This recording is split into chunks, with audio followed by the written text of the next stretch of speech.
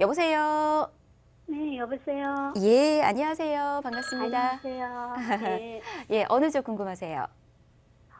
제가 거기 서초구 방배동에 예. 쓰리룸을 하나를 샀는데요. 쓰리룸이요. 예, 예. 어떤 쓰리룸이에요? 뭐 주택 이름이라든지? 다세대 빌라요. 다세대 빌라요. 예, 예. 정확한 번지수 알 수 있을까요? 방배동 815번지. 815번지요. 예, 예. 예. 가지고 있는데 뭐 향후 전망이 궁금하시는 걸까요?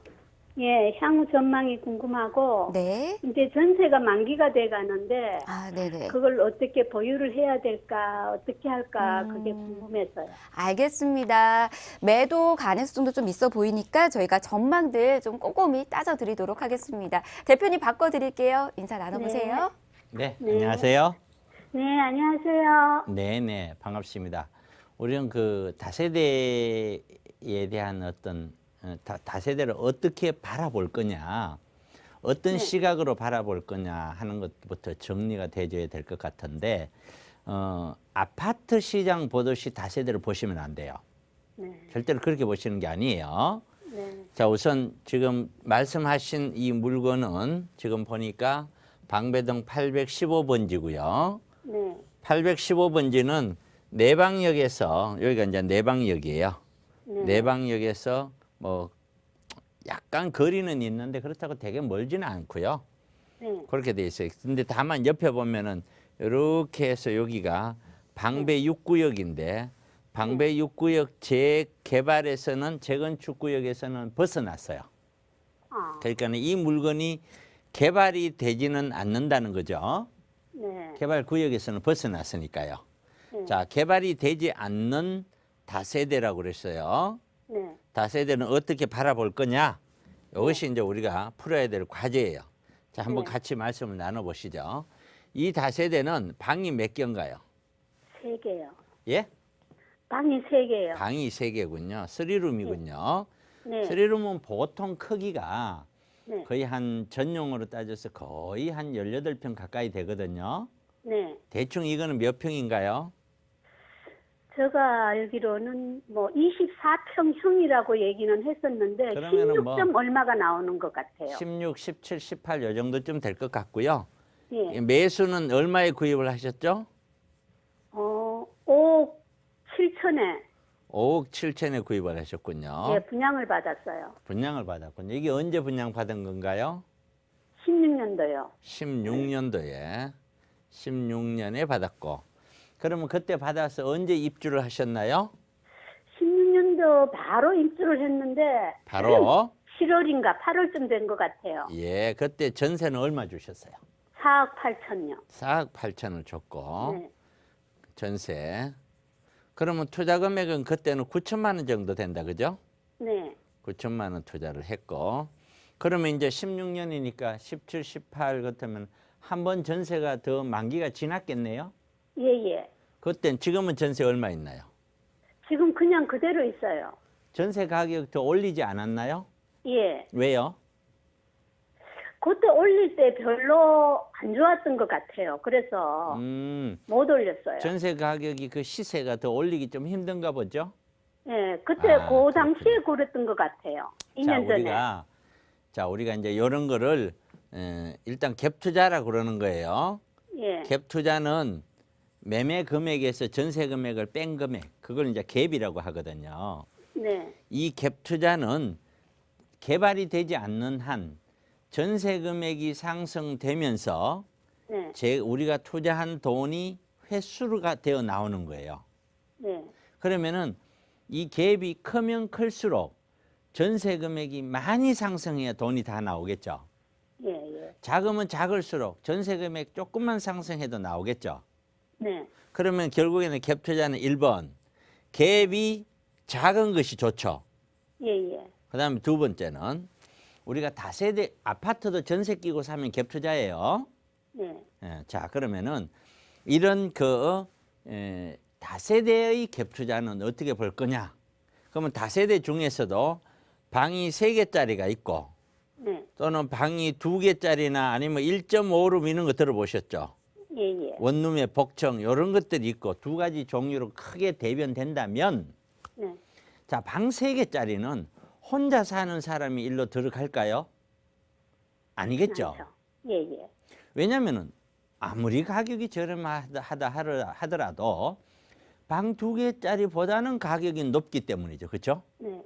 그러니까 자연스럽게 식구가 딸린 사람들만 들어가겠죠. 예. 그다음에 두 번째는 식구가 딸린 사람들 중에서 꼭 여기에 얻어야 될 사람만 얻겠죠. 예. 그러면 예를 들어서 이 방배동에 전세를 얻어놓고 저 강북에 출퇴근하는 사람은 거의 없겠죠. 그렇죠. 그러면 강북이 왜냐면은 강남 3구에 전세를 얻었다는 거는 내 네. 직장도 그 근처라는 거예요. 아, 왜냐면은 지금 사시는 데가 어디세요? 지금 우리 시청자분님은요? 저는 멀리 지방입니다. 아, 지방이 어디 도시인가요? 포항이요. 아, 포항이군요. 네. 자, 포항이라면은 예를 네. 들어 포항 제철이 있고 예. 포항에서의 어떤 뭐 중심지라면은 뭐 5거리, 6거리 이렇게 될 거예요. 그렇죠? 네. 네. 그럼 일부러 5거리, 6거리에 있으면서 네.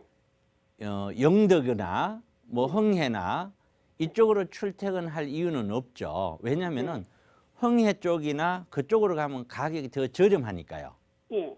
그러면은 방배동에 거주를 하면서 일부러 저기 가격이 저렴한 동네로 출퇴근할 이유는 거의 없는 것이죠. 네. 꼭 강남에 아이를 키워야 되는 특수한 사람을 제외하고는, 그렇죠? 그러면은 이 물건에 들어오는 전세입자들, 전세자들, 네. 전세자들은 좀 숫자가 좀 특수한 사람들이 들어오겠죠, 그죠? 네. 서울 시내 전체에 아무데나 살아도 될 사람이 일로 들어오지는 않겠죠. 네. 그러면 전세 수요가 그만큼 적다는 거다, 그죠? 네네. 전세 수요가 적다는 거는 전세 가격이 팍팍팍팍 이렇게 밀고 올라가기가 쉽지는 않다는 걸 의미하죠. 예. 예, 그 문제가 하나가 방 3개짜리보다는 자 어쨌든 이 강남구에 있는 방 3개짜리는 그런 형태를 띠고 있다는 거예요. 네. 그다음에 세 번째는 네. 그러니까 방 3개짜리보다는 2개짜리가 들어올 사람이 그래도 많겠죠. 네. 왜냐하면은 돈을 적게 가진 사람이 50억짜리 집에 들어갈 사람보다는 5억짜리 집에 들어갈 사람이 훨씬 많을 거 아니에요. 예. 뭐 그것처럼 방 2개짜리보다는 전세 수요가 그만큼 적다는 거예요. 네. 그다음에 마지막 하나는 네. 여기에서 가깝냐 아니냐. 그건 왜냐면은 여기에서 출퇴근하기 때문이죠. 네. 근데 첫 서두에 말씀드린 대로 방배동에 거주를 하면서 일부러 내방역에 가서 7호선 타고 저기 구로 디지털 단지 다니고 이럴 사람은 별로 적을 거란 말이에요. 예. 그러니까 역세권을 활용하려면은 투룸이나 이렇게 작은 주택들이 많이 이 선호를 하는데 역을 이용하는 수요자층도 여기는 적을 거란 말이에요. 예. 그래서 이 물건을 보면은 규모에 비해서 갭 투자한 그 갭은 작아요. 9천만 원이면 많은 건 아니에요. 예. 많은 건 아닌데 그때 당시에 구입을 하시자마자 바로 전세가 들어갔다는 거는 건물이 거의 다 지어졌다는 거잖아요. 네. 그러면 지어질 때까지 이 물건이 안 팔렸다는 거거든요. 아. 그럼 안 팔렸다는 거는 분명히 뭔지는 몰라도 네. 그때 당시에 사람들이 별로 이런 걸 선호하지 않았다고 봐야 되는 거예요. 아. 그러면 역시 지금도 이거는 똑같은 동네에 방 하나, 거실 하나, 1.5룸이나 투룸에 비해서 수요층은 작다는 거죠. 아. 그래서 결국에 제 생각엔 돌이켜서 보면은 이거를 그때 당시에 구입하지 않고 네. 강남권을 살짝 벗어나서 9천만 원이면은 물건을 얼마든지 2개를 구입할 수 있었어요. 아. 얼마든지 투룸 같은 거. 네. 그걸 구입을 했더라면 훨씬 더 쉽게 가져갈 수 있었을 것이다. 이렇게 설명할 수 있겠고 마지막 하나는 얘가 주택임대사업자 냈나요? 안 냈어요. 주택임대사업자를 내지 않으면은 네. 포항에 주택이 있나요? 아니, 없어요. 지금 주택이 요거 한 개인가요? 예, 예. 하나라 하더라도 네. 하더라도 여기는 투기과열지구라 거주를 하지 않으면 세금이 내야 돼요. 일반 세금을 내야 된다고요. 네. 1억을 내면은 1가구 1주택이라 하더라도 한 2천만 원 돈 이렇게 내야 된다고요. 네. 1억이 남다 하더라도. 그렇게 보면은 투자 금액이 생각보다 조금 크기에 비해서 적다는 거 이외에는 특별히 내세울 게 없어요. 그리고 이런 형태는 이미 그때 당시에 작은 걸 사셔서 주택임대사업자를 해놨더라면 10년 이상 보유하고 팔 때는 세금이 하나도 없어요. 그런데 그런 걸 다 놓쳐버린 거예요.